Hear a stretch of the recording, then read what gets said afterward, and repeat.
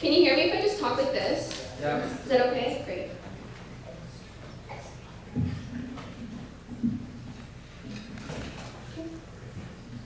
Tarang came up here today and told you, and he claimed that ideas, essentially, like, there's some ideas that shouldn't be out there, there's some ideas that are dangerous. We would definitely agree, and we would say that just because you ban a book doesn't mean those ideas still aren't present. So my intention today is exactly that, why books are best to portray these radical ideas. First of all, how radicalism will just get continuously worse, but second of all, how we believe that books are the best method and the best means and the best media in which to discuss these sensitive ideas. Then I want to talk about it, essentially, their entire argument, which was that it would incite hatred, which is something that I'm going to be able to refute very well. Alright, first of all, why books are best to portray radical ideas. So essentially what we would say is that even with no books, I mean, like, these ideas are still going to exist, right? Especially if it comes from someone's background or comes from someone's religion, it's entrenched within someone, right? Just because you say you cannot write it down doesn't mean they're still not going to be thinking it, doesn't mean they're still not going to be like talking about it and talking about it with their peers.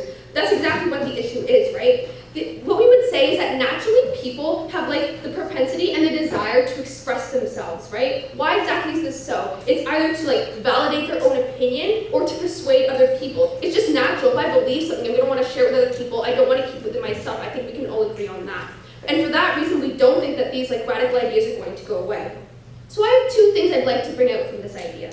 First of all, what exactly happens if we ban books and suppress like expression of thought? Sure, Trey. Okay, don't you think it's like useful if we prevent extreme ideas from spreading, even if they can exist in minority groups? Okay, so that's exactly what my entire point is going to be in refutation. But like, I'll address it later, and I'll make sure to flag your POI. But no, we don't think that's necessarily true.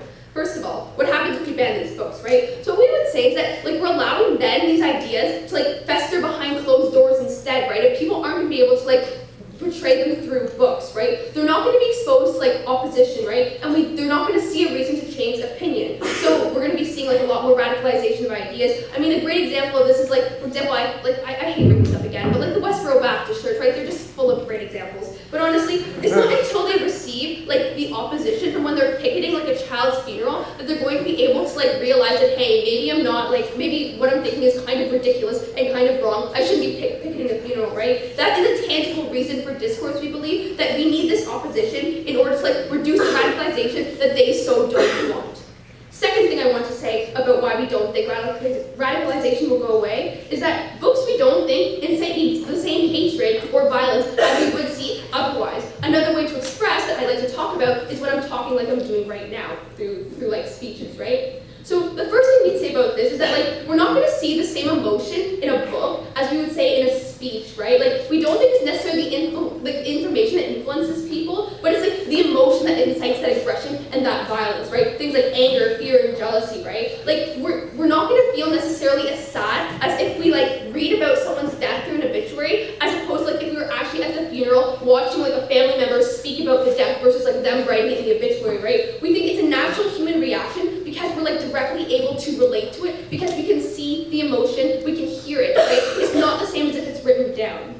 Second of all, what we would say is that like this freedom of expression also comes with the freedom to choose to hear it and the freedom to like choose to absorb it, right? Like when someone is making a speech and I hear it on CNN or CBC or whatever you like to watch based on your political views, because one of them are biased. But anyway, like when someone's making a speech, we don't have a choice but to hear this, right? Like it's forced harm essentially. We have to hear it, we have to absorb it. We can choose to read books, ladies and gentlemen, and that is what's fundamental, right? We don't have to read about something that we don't want to, but if we want to garner this knowledge, if we want to like expand our horizons, we do have a choice to do so. We think this is especially important because the freedom of knowledge and the freedom to like hear these things establishes like security within the government, because we're not mistrustful of the government anymore. We don't feel like we're being limited by the government. We think that this is especially important. So not only will these radical ideas still exist, ladies and gentlemen, but they're going to incite more harm because of the other ways they're going to still inevitably be exposed. Let's refute what we heard from our side opposition.